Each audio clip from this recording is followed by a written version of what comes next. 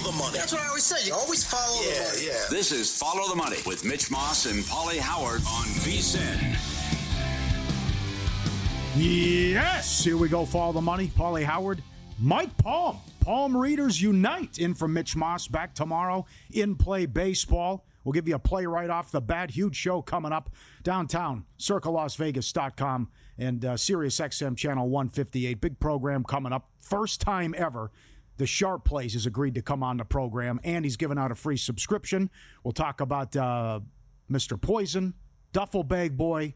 He'll give out a free play and a free subscription. It'll be great to catch up with Sharp Plays finally. The Meat Man, Steve Wiss. Playoffs in the lower leagues, Premier League plays.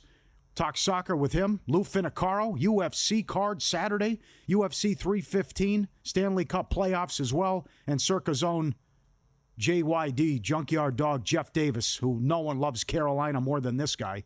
We'll talk NHL playoffs, pivotal game 2 tonight out here with Vegas and Edmonton. And you cannot be serious, in pocket, player props to get to as well. How you doing, Maestro? Good to see you. A lot going on today, Paul. Absolutely. A lot going on today. All right, let's give it to him right off the bat, right? How about this situation in Colorado? Yeah, it's a good situation. It's a good situation, a doubleheader today. The Tigers are up 9-0, bottom of the third. The big situation is the Rockies bullpen. They had 5 guys that threw 20 more pitches last night. What are they going to use here in the first game? Freeland, 65 pitches through 3. I think he's got another 50 in him. They're going to hang him out here to dry. Just keep betting Detroit on the run line here in this game, because you're going to get at least 2 more innings out of Freeland, and he hasn't been able to put a 0 up on the board yet. Detroit's going to improve to 6-1 when Mize is on the mound. They were just 9.5 in play, but now we go to the top of the 4th. You got to lay 10.5 runs, and 15.5 is the total. So you're right. He's out there taking one for the team here, as they will be, I believe, the 3rd team in the modern era to start 6-30. And they're throwing Gordon in the 2nd game.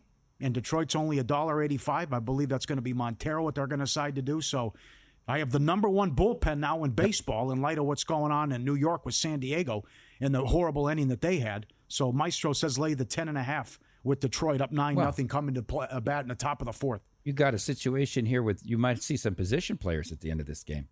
That's in right? play, sure. I mean, that's in play too when you're thinking about 10.5. Yep. Kansas City up 6-0 now in the 6th against the White Sox. In play total now 8.5, and the Royals are minus 6.5. They're going to be 17-1 last 18 against the White Sox, and they will be now 15-2 last 17 overall. The pitching has been unbelievable. Last 16, starters have a 2.22 ERA, and the pen's been great. Witt got it done again. Our guy Ozzie, TMI Ozzie. Ozzie in Dallas had Witt have a couple stolen bags as well. So, again, they've owned them. It's 6-0, still batting in the 6th. You know that through 37 games, the Royals starters have pitched 46 more innings than the Dodgers starters. Think about that. They're going more than an inning a game, almost an inning and a third a game. The Dodgers are on a pace, Paul, to be bottom 5 all-time in number of outs recorded by starters on average. And yet they still have the best record in baseball. 13 pitchers on the disabled injured list right now. That's right. Not bad. Yep. So if you don't think the White Sox are going to do anything against Kansas City, how strong their pen's been, lay 6.5 with the Royals. Twins beat Baltimore about 10 minutes ago. The Orioles are in last place, 13-23. And also Shelton was fired today, too, from Pittsburgh. They've had enough. So, again, the misery continues for Baltimore as the Twins take them out. And What'd they do to help Shelton, though? What'd they do? Did they build around? Did they build around Skeens? I don't think they did much in the offseason either. I never thought he was much of a manager, but you can't put all this on his doorstep. Right. I don't think Hines much of a manager in Baltimore.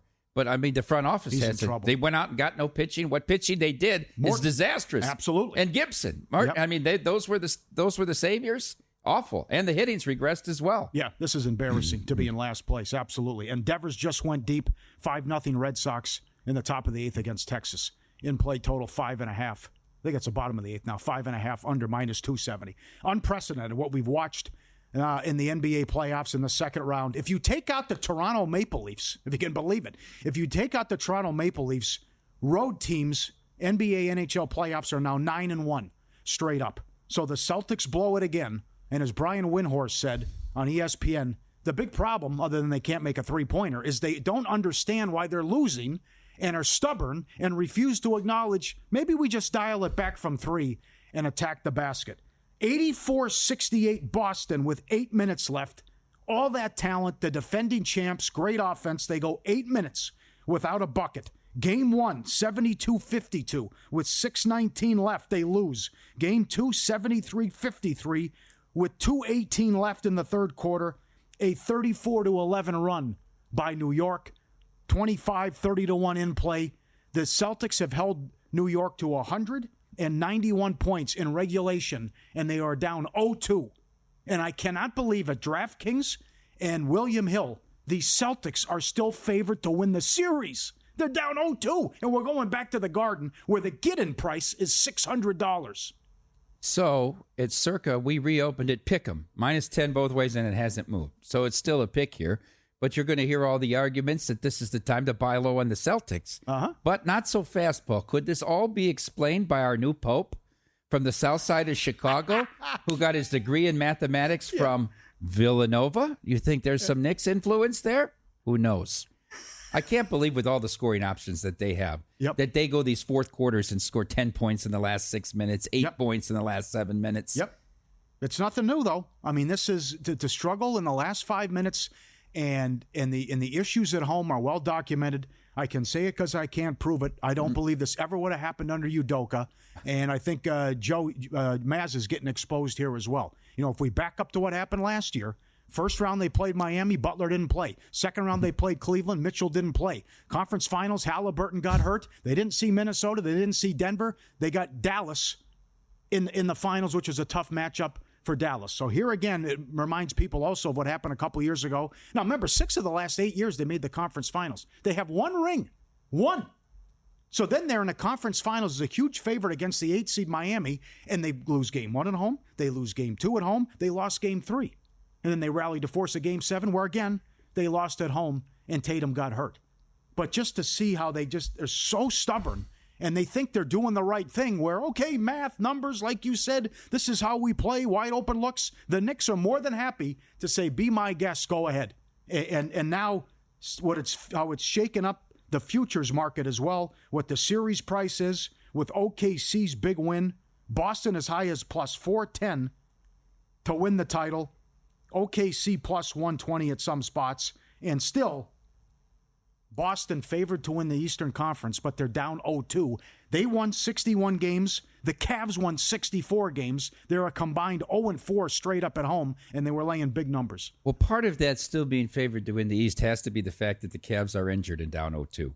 And the presumption now, the Pacers favored in that series is that's who you're going to meet in an Eastern Conference. So essentially, the price can't be much worse than what it is on the Knicks series.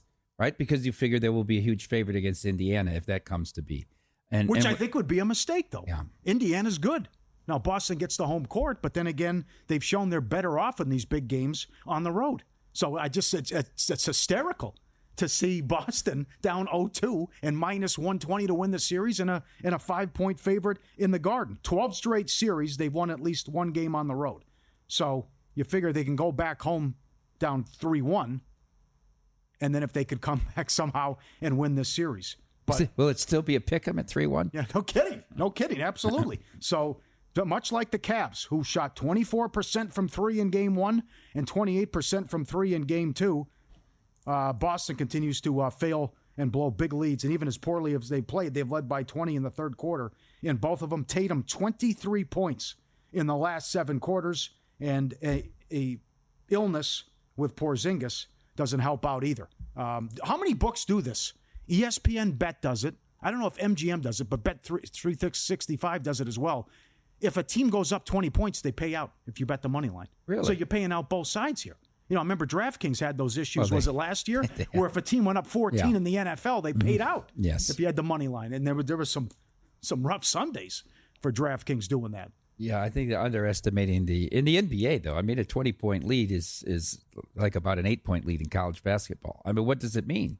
It doesn't mean that much because of the frequency of the possessions and the variance. So it's certainly something we don't do, Paul. Yeah. That a lot of people pointed that out last night, what happened. As again, we've seen so many blown leads and what's transpired in the second round. How about the Leafs? So the Knicks haven't made the conference final since 2000, and the Leafs haven't made it since 2002. I thought Wool did a pretty good job. But if they're going to play like that offensively, and Nylander with the baby power gets the goal as well. Let's be honest here. Goalie Bob hasn't been terrific in these 2 games. Good point. All right, let's be honest. But I think this is an overreaction to go from plus 150 to minus 250 in the series now.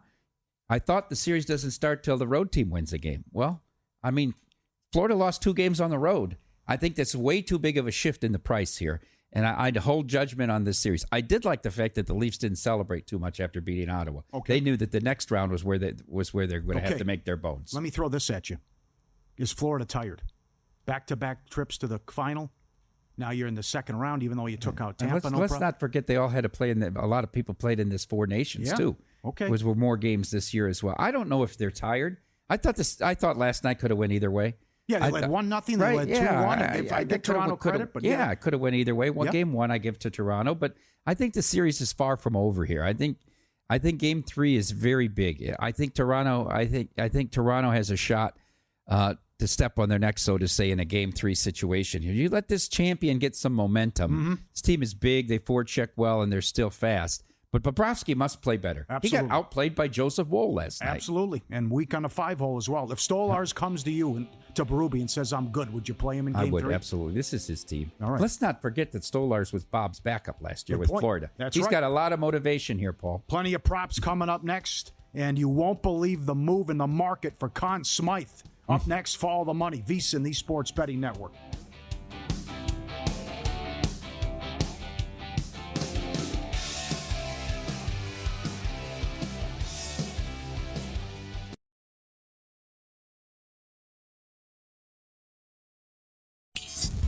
This is Follow the Money on VSiN. Red Sox finish it off. They win 5-0. Twins beat the Orioles 5-2 earlier today, and we go to the top of the 6th or top of the 5th. Top of the 5th. 9-0. Detroit. Palm recommends lay it with Detroit in play.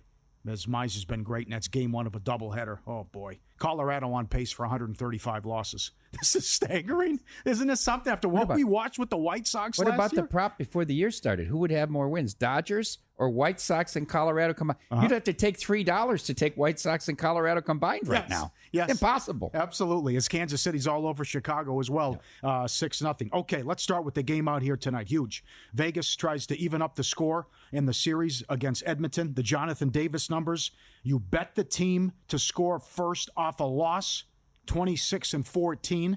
You bet the team that lost the previous game to score in the first period. That's 28-12. And certainly this team is all about first period goals. All 7 playoff games with Vegas, the first period has gone over. Back on it again tonight. But, you saw it. After the first 10 minutes, it was total domination. And what Edmonton did in the second period against Vegas as well. And if they're going to play that kind of defense and they're only going to give up 2 goals, and certainly they're so balanced, as I'll talk about in a second. I know you probably can bet Edmonton in play if it's 1-0 Vegas, but you set history. You've won 5 in a row. You come from behind in all 5. And now if they win tonight, it's probably going to be it for Vegas. So season on the line here, Vegas $1.35. 1 shot on goal in the second period by the Knights I know. On Tuesday. Paul, think about this. For the last 52 minutes, they were shut out by Colin Pickard and that Edmonton defense. Okay? They're so busy trying to defend against this top line that they're not generating any chances, Paul. They're in big trouble here. Mm-hmm. This isn't a Wild. The 2 goals early didn't mean they were going to win the game. This is a different animal here. And I keep going back in my own mind to Hiller calling that ridiculous challenge when they had this team dead and buried. Right. And now this team... I think has a pretty incredible path to get back to the Stanley Cup Finals, the Oilers. I think they got a big chance. 13 different players have scored. 18 different players have points, what they're doing. So it's more to it than just the big 2 and what they've done. And Perry had the goal in the last game, and Kane's given him a shot in the arm as well. So if they, as I said many times, if they stay out of the box because they were so bad on the penalty kill against L.A. in that series, and Vegas has a number 2 power play. they're going to be fine. And out of the 2 goals they allowed, one of them was early on the power play. Vegas is going to come out strong, try to jump on them. I don't mind goal in the first 10, certainly goal in the first 5 for a juicier price. But you're right about what Hiller said. They look so bad in the first 2 games. And the sloppy turnovers and handing them goals. The goalie change has been huge. Great job by Knobloch. And I didn't know Gulletson was an assistant on that team. Yes. Did you know that? Yes. He had spent some time out here. Yep. So good staff, good coaching by Edmonton, and certainly with all the talent they have. First period over. Stone, shots on goal over. And Vegas season on the line. We'll see if what they show. And I totally agree with you. I was not impressed, and they were fortunate to get by Minnesota. You know, the NHL playoffs, Paul, up to this point, average per game is the highest scoring Stanley Cup playoffs since the 92-93 season. Really? Yes. Didn't know that. Highest scoring since 92-93. Any props? Goal props? Shots on goal? I mean, the big name. It also comes down to how much juice do you want to lay here with the big guns. But Stone minus 180 with the juice, and McDavid 2.5 minus 160. Eichel same, and Draisaitl in that same range as well. If you want to play any of that. No? No. You know what I like playing, and I'm not saying specifically for this game, though, is goalie saves. I think that good call, because I'm doing right? Good call. I'm doing it in the next game. Okay. Absolutely. Mm-hmm. That's not a bad angle as well. And I know Jonathan Davis likes an empty net goal tonight. Edmonton, I think, is plus 380, and Vegas is plus 275 in that range. Yeah, Edmonton plus 380, Vegas plus 275 for an empty net goal tonight. I think this is men against boys. Carolina out-hit Washington 44-31. Washington only had 14 shots on goal. Shot attempts 94-34. Carolina. Aren't these 2 teams in the same division? It's hard to say Washington isn't ready for what Carolina brings to a game. But didn't they look very slow in this first game? This looked like Carolina was better. And Carolina's not a great road team, Paul. Right. They're a great home team. Very average to mediocre on the road. And they totally dominated that game. You know, I thought the final should have been more like 5-1. I think this is a short series, Paul. I think this is over in 5, I would say. I agree with you. And you're seeing as high as $4 here at Circa on the adjusted series price. Carolina, right there with Dallas, the short shot. You can find the exacta. If you guys want to take advantage, can I do better than 11-1 on the exacta for everyone in the audience? You can tweet at us or email. The best I found is Carolina over Dallas 11-1 for the exacta. And we know Jeff Davis loves Carolina. He's got them low here, $9. That's 9-1, excuse me. And then he's got Carolina so high. But he always has had the highest series price, the best lowest future odds, and he was 60 cents higher on Carolina in that first round against New Jersey than everyone else as well. So I'm with you. Could be a sweep, could be a win in 5. We'll see what Washington brings. It was men against boys, and to what you just said, I like Anderson under 22.5 saves, as Washington couldn't muster any offense in the first one. Would you play the reverse exacta? Dallas over Carolina? I just think that's an incredible storyline. Rantanen gets revenge on the team that traded him after 10 years, and then the team that traded him right before the end of the season because he told him, I'm not re-signing here. Mm-hmm. By the way, in all those player polls, I don't know how much you follow them. The NBA one came out. That is the organization people least want to play for. They don't like the facilities. I don't like Carolina. It's very interesting. And he was very open with them. He said, I'm not re-signing here. So they dealt him to Dallas, and he signed a contract that is less than what the Colorado thought they were going to have to pay him to keep him. So they totally misjudged the situation, Colorado, and it came back to bite him as he has a hat trick in Game 7 in the third period alone and knocks him out. Yep. How about this story? And that's the big move I mentioned on the Conn Smythe. He is now the favorite, not McDavid. Rantanen's now the favorite to win the Conn Smythe. He's plus 550 and back-to-back hat tricks. He had a natural hat trick last night. A hat trick was 80-1. 2 goals was 14-1. And first player with 2 natural hat tricks back-to-back. I mean, I can't wait for his props tomorrow, too, as he's had, 4, and 3 points in the last 3 games, and Dallas finally wins at Game 1. Well, you know what's interesting about this Conn Smythe market is we're just really into the first few games of round 2, and you can almost eliminate all the goalies. Right? I mean, if there was going to be a goalie story... Why not Anderson? Huh? Anderson could get it. They could win some low-scoring games. Okay, go ahead. Continue. Finish your thought. Maybe, but like Vasilevsky would have been... Hellebuck's out. Yeah. I mean, even if they win it, Hellebuck's out. Bob's out. I mean, it's really opened up to the scorers now. It's very interesting. And it goes back to the point, the highest scoring in 33 years, Stanley Cup playoffs. I think it's very interesting because usually you have to focus on the goalies. Yeah, not bad. Do you think it's Edmonton against Dallas then? I do. Okay. I do. I don't count the Knights out. The Knights are a very solid team. They don't make mistakes, but boy, they have to start generating offense. They're spending all their energy defending that top line. One shot in the second period. Paul, at home. Yep. That was bad. At home. Yep. It was bad. And I don't really trust Hill as well. And I think the school's out, jury's out, and also school's out that you can beat him high glove side as they put two past him as well. And we talked about Bob's issues with the 5-hole. And this is the lowest price I've seen all year, too. The prop you guys have here, USA against Canada, USA down to minus 190 with what happened with Toronto getting it done as well. So I'm rooting for Toronto, too. That's 340 to 420 all year, Paul. That's right. That's a great market, and I'm glad you put that up. And now down to minus 190 on USA. Smarter bets start here and last all year long with VSiN Pro for a limited time. We're slashing the price of our annual subscription, normally $240, now just $199. When you sign up today, we'll throw in 2 extra months for free. 14 months of VSiN Pro access, less than 50 cents a day when you use promo code PRO. 14 months of access, every best bet, every host, every guest, the betting splits, DraftKings and Circa. 24/7 live video, full show replays as well, all the dog videos and the special betting guides. VSiN.com/subscribe, promo code PRO, 14 months, just $199. VSiN.com/subscribe. Every game but one, the opponent has gone over their team total against Hellebuck, and a bad beat if you head over. 3-2, end of 2, in the game, a scoreless third period, and Dallas wins on the road. Winnipeg up against it. That was bizarre, but I was hoping the Jets could get it done, but it doesn't look good here. Oh, they lose a home game. That's very bad because he can't even stay. He gets pulled in every road game. Yeah, good call. You can't wait for the team totals when we go to Dallas. But this is what, I mean, imagine what the market was, what the odds were on Indiana and the Knicks a couple months ago to win the title. And imagine the odds on Dallas after they lost game 1 at home 6-1. And now they're short shot. And by the way, that was their 8th straight loss at that point. That's a good point because they had what was the Vancouver game? 5-2 with a minute left. 1 minute to go. Yeah.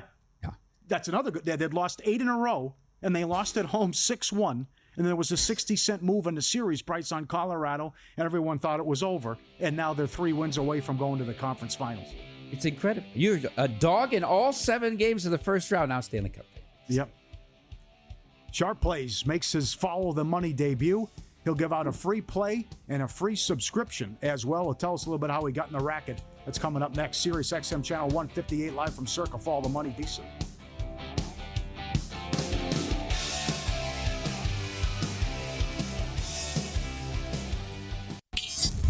This is Follow the Money on VSiN. Back at it, Pauly Howard, Mike Palm, Mitch Moss out. Back tomorrow, 6-0 Royals, bottom of the 8th. And Boston beat Texas 5-0. Twins beat the Orioles 5-2. Pleasure to be joined now by Jeff from the Sharp Plays. He's been with Follow the Money since day one. If you're new to the show, we'll tell you about Mr. Poison, but he was on Mr. Poison. We had the T-shirts, and he's been all over social media for the last 7 years. And go up to the Sharp Plays and follow him on X as well. He joins us now on the Progressive Guest Line. Thanks for coming on. We give out a free subscription, by the way, coming up in 10 minutes. How did you get into this business, sir? So it's a long story. I could probably go on for an hour, but we don't have that kind of time. So I was fascinated by gambling as a kid.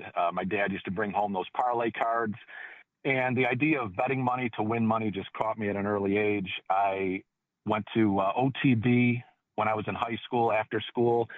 It just was in my blood. It was a passion that I had, and I wanted to crack the code. I knew guys were making money betting horses, betting sports, and it was interesting to me that you could possibly do that and make a living at it. And, of course, I was bad at that time. I wasn't really picking or winning or anything. And then online gambling started to come in at the same time, where you had these casinos you could go to online.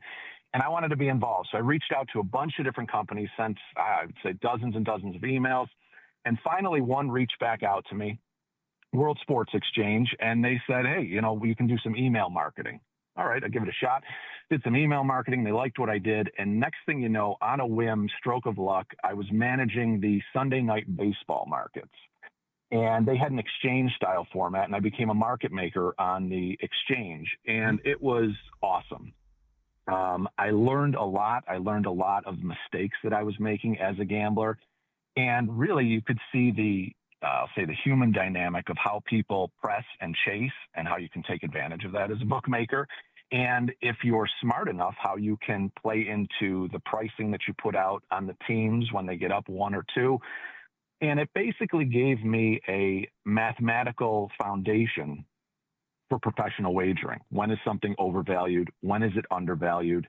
And from there, I then began to develop these algorithms, which I was always messing around with, but never really had the right tools. And that Sunday Night Baseball market management, it gave me the ability to put together the algorithms to find value. And I then went out on my own, and for 10 years, was doing consulting for different sports books. This was the Wild West back then, when everybody with money and interest in gambling was opening their own offshore sports book or casino and needed help. So it was nice to be a service that could come in, provide them some software, provide them risk management help. And it flourished very well for 10 years. But like anything in this business, I'm sure as Mike knows, as you know, you get gassed by it. It's a 24/7, 365. There's sports going on all the time. And I was someone didn't take a vacation, couldn't take a day off because I was going to miss something. It's that old fear of missing out. When and I was able to, yeah, go ahead. So this is how you also became very popular and a following. How many Mr. Poisons are out there? And then how did you go about finding this guy who was betting big money and then in March Madness went 4-28 ATS? So it's nuts. People don't realize what is out there in the gambling world. I would have guys, when I start talking about Mr. Poison and saying what he was betting, 25,000 on a first period total, they go, well, that's impossible because I can only bet, 500 as my limits. But people don't realize that when you're loaded and you want to get action down, you reach out to a book and they give you excellent limits. They give you whatever you want, basically, especially if you're a loser. And there are so many guys that just like the action of gambling. And I wonder if they don't mind losing, because they would drop $2, $3, $4, $5 million in a weekend betting sports. Well, some of them would bet sports would win a little bit, and then they'd blow it in online blackjack. Oh. And there are dozens, I would say thousands of players like that throughout the world that are betting online every single day at limits and rates you can't even imagine. There were guys betting on the World Cup $3-5 million a match. Unbelievable. Oh my God. So you also, and I like how you did this. You do this as well. And I know our old friend of ours who passed away, Dave Koken, used to do this. You accumulate and you have all these contacts and relationships with people who run these various books. So then you would ask them, reach out every single day, and they all would come back. You won't believe it. The public's all on the same team, and how that would usually work and how that would go. So how long did it take to develop those contacts? And also how good has that been where you just fade the number one play by the public? So it was being involved in the industry back in the early days was quite helpful because everyone was friendly, working together. Companies actually would work together and trade information. So you would build a network of contacts. And there was a lot of horse trading that would go on. So like a book would find out that a group was going to be moving on, and I'll just say the Minnesota Timberwolves, and they would tell you that, and in exchange, you would provide them information. So there was so much information going back and forth behind the scenes. And as a trader or someone like myself in risk management, you would build up a Rolodex, for those who remember what one of those were, of all these different contacts that would trade information with you. You'd get something and you'd call up, Johnny from another book and say, hey, we got some information on the Lakers game. You got anything going on out there? And they go, I don't have anything on the Lakers game. What do you have? But I have this on the Red Sox game. And so slowly you're just building this information network of people on the inside of, groups that are betting, sharps that are getting action down. And you would also exchange information because there was nothing like what you guys have today where it's the DraftKings or the Circa tickets and money percentages, anything like that. It was all calling back and forth and trading information. And you would find, you'd hear this book is getting hammered by public money on Golden State tonight, and you'd hear this other one's getting hammered on Golden State, and you'd put it together that obviously the public is all over Golden State. Back in those days, the public fade was phenomenal. It was hitting around 53 53, 54% in the late 90s, early 2000s. Then everybody sort of caught on, and I would say now, today, it's probably around 50 to 51% at best. From recent statistical analysis that I've done on it, it's definitely changed, but it's still something that if the public is heavy on a game, at a minimum, you don't want to be on it. Even if you're not fading it, it's a stay away. Do you like anything today? How about a pick? Tonight, the AI that we use, the top play right now is the Carolina Hurricanes, and I'm looking at them on the puck line versus the money line because I think the value on the puck line is a little bit better than the money line. Money line got up a little bit. It got pushed because a couple groups went down on Carolina, pushed the line up. So at this point, the puck line at plus 160, Carolina Hurricanes minus the 1.5 plus 160 is what I would consider the top value today. It's one of those situations, though, where bettors, if they're not, comfortable with losing some tickets here and there, they may want to look to the money line. Money line in these kind of situations will provide you a higher win rate, but the problem is your ROI is going to be lower. So you're going to cash more tickets, but you're going to make less money. So to me, it's important to obviously make more money. You'll get a higher ROI with the puck line. Hopefully, if they, if it goes to overtime, you won't be disappointed that you didn't go money line, but long term, that's the way to go. Great to talk to you, Jeff. I'm glad you were able to come on, and thanks for being a sponsor, and thanks for giving out the free subscription as well. We'll talk to you soon. Appreciate it. Stay in touch. Absolutely a pleasure, guys. Thank you very much. Thank you, Jeff. Jeff from the Sharp Place on the Progressive Guest Line, founder of the Sharp Plays as well. For a free subscription, tweet at VSiN Live. Mike's dad, Ronnie Palm, may he rest in peace. His favorite team in baseball suffered a horrific beat in a series in the mid-'80s. He took it so hard, he had to take some time to himself. How long was it? 3 days. 3 days after this team blew a 2-0 series lead. And he took it hard. I don't blame him. What was that team that Ronnie Palm loved? Mid-'80s, up 2-0, took 3 days to himself to gather his thoughts after this team blew it. At VSiN Live, with the correct answer, you get a free subscription to Sharp Plays at VSiN Live, Ronnie Palm's favorite team that blew the 0-2 lead in the mid-'80s. There you go. So plus 150, plus 160 with his play on Carolina as well on the puck line, and then you have in regulation. But I can't get past the shot attempts, 94-34 in game one. Not a good road team, as you pointed out. Not a good road team. And you would think that Washington, while they hung in there and they lost 2-1, they just couldn't generate any offense in that game. None 5-on-5. Yeah, their only chances were on the power play, Paul. Yeah, out-hit in that game, too. By the European-laden Carolina Hurricanes. Yes, right. Oh, man. That was.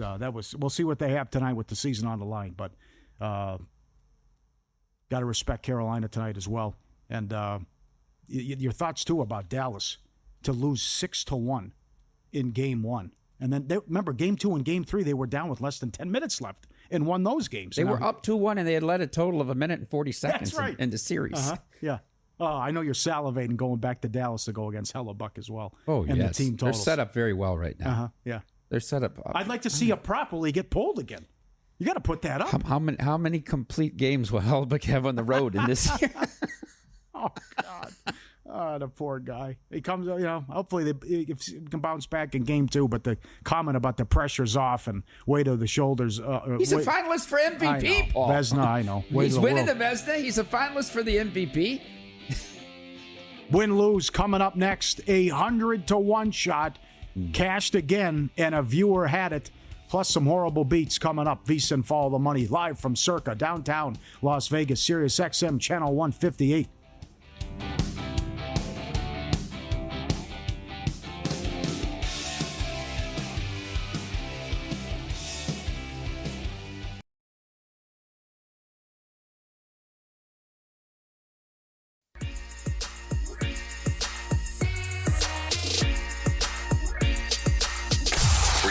Last night? Wow, winning. Or was it a rough one? Well, they can't all be winners, can they? Loser! You're a loser! Pauly Howard recaps the night in sports betting in Win Some, Lose Some. March Madness has come to the NBA playoffs. 84-68 Boston, 8 minutes left.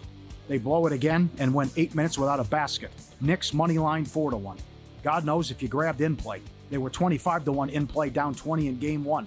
A viewer had this as well. Hart, most points, 100-1. At Will Hill and DraftKings. Unbelievable. And 5-0 on the road in the playoffs now, the Knicks. get it done. Road teams 9-3 in the second round straight up. NBA and the NHL. Thunder, most points in the first half of a playoff game. They almost had more than the Knicks and the Celtics did for the whole game. Yeah. They did with the Timberwolves, yeah. Tied for most points in a half in playoff history. So they put 149 up on Denver. Bellinger home run 5-1. Witt home run 4-1. Leafs plus 135. Stars even money. Rantanen hat trick 80-1. 2 goals 14-1.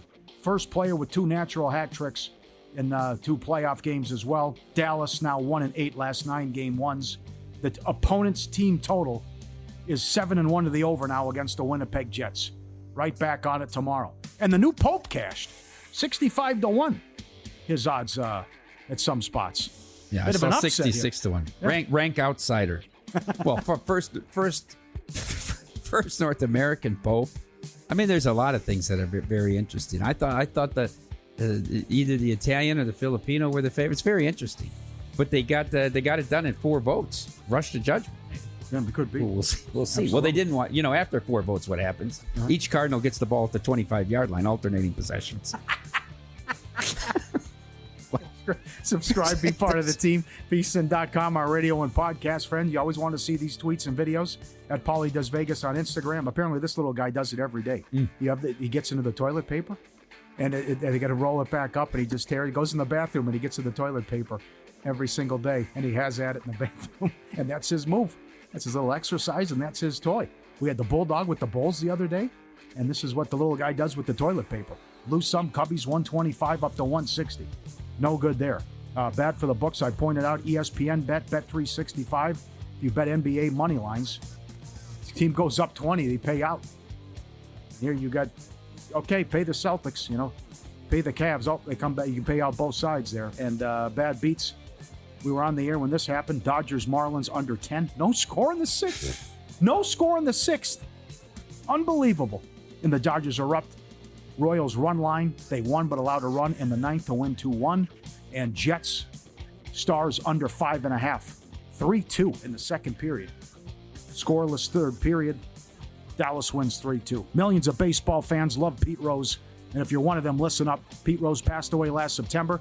And President Trump says he's considering a pardon for Pete's tax evasion conviction from the 90s. The last person to interview Pete in studio, just 10 days before his passing, is asking President Trump to officially pardon him by May 14th, when the Reds will host Pete Rose Night at the Great American Ballpark. If you believe Pete deserves this honor, go to pardonpete.com and sign the petition. While you're there, you can enter to win a baseball autograph by Pete himself. Pardonpete.com. Thanks everyone who tweeted as well. The answer, the Cubs. 1984. Cubs led the Padres 2-0. 1 win away from going to the World Series. I think game 1 was 16-1, something like that. Maybe 14-2 or something. Bad, yeah. We didn't have school those days. Remember, Wrigley didn't have lights yet. They were day games. Good call. Yep. Cubs had the better record, didn't have home field. Still bothers Bill Murray. Yeah. And right between the Bull Durham's legs, Cubs spit it up. San Diego wins 3 in a row. Padres lost to Detroit in the World Series. And your dad had to go for a walk and had to be by himself for about 3 days. When the ball went through Durham, remember it was all those C-9 singles in the 6th inning. The ball goes through Durham's legs. He left. He got in his car and he drove away. Turned back up Wednesday afternoon. Yeah. His work was calling Monday, Tuesday. Where's Ron? A little worried.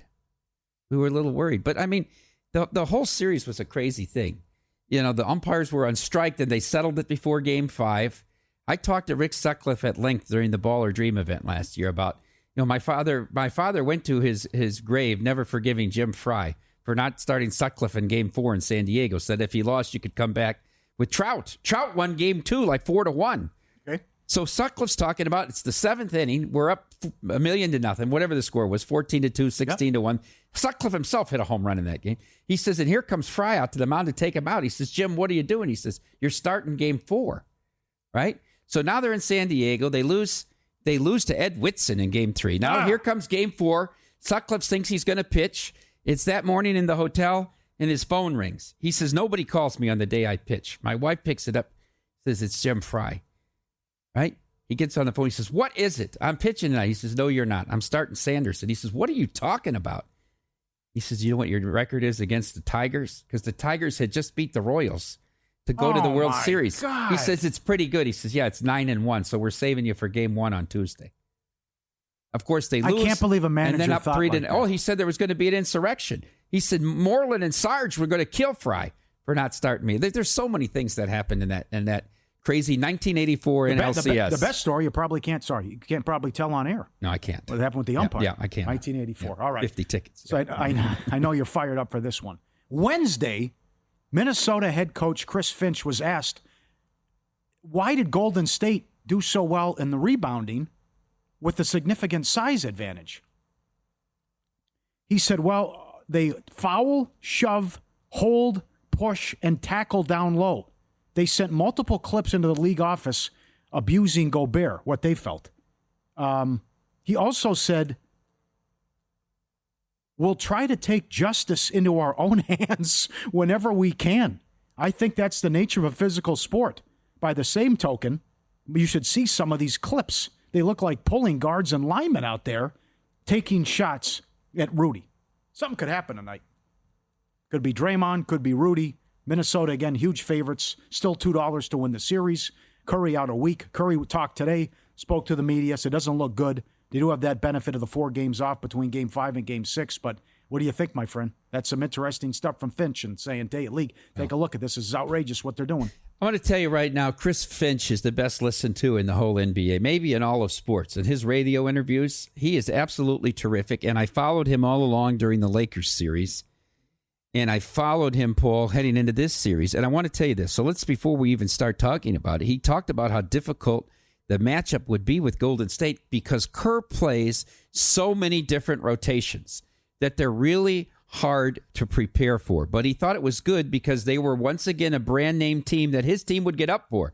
He said the biggest motivating factor in the first round was when everybody at ESPN picked the Lakers. Yep.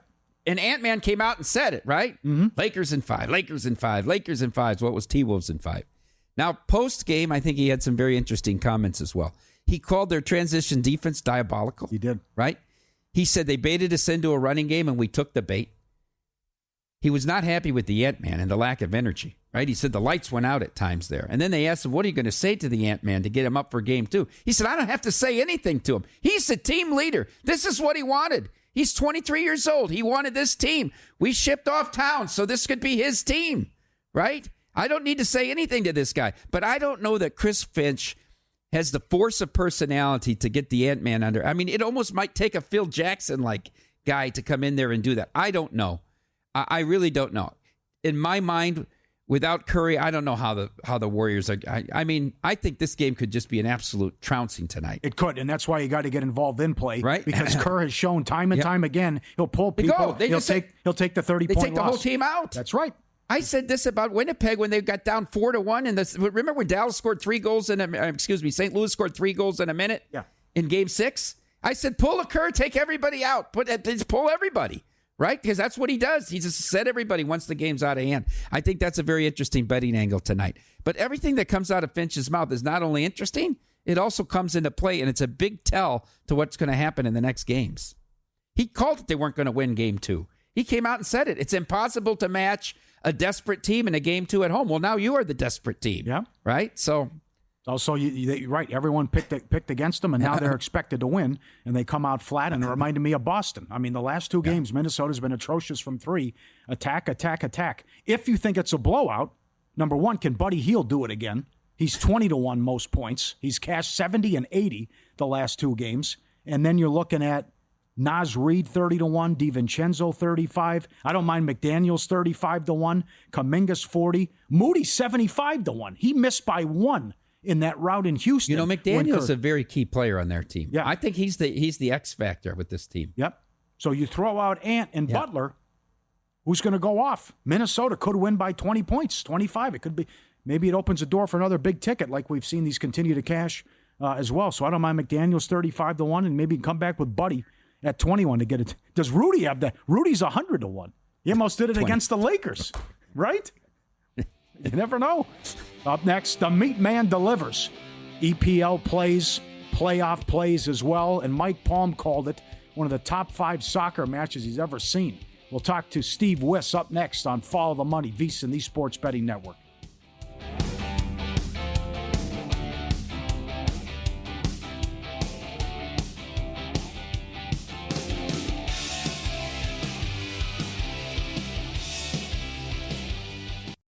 If your job at a healthcare facility includes disinfecting against viruses, you know prevention is the best medicine. And maintaining healthy spaces starts with a healthy cleaning routine. Grainger's world-class supply chain helps ensure you have the quality products you need when you need them. From disinfectants and cleaning supplies to personal protective equipment, so you can help deliver a clean bill of health. Call 1-800-GRAINGER, click Grainger.com, or just stop by. Grainger, for the ones who get it done.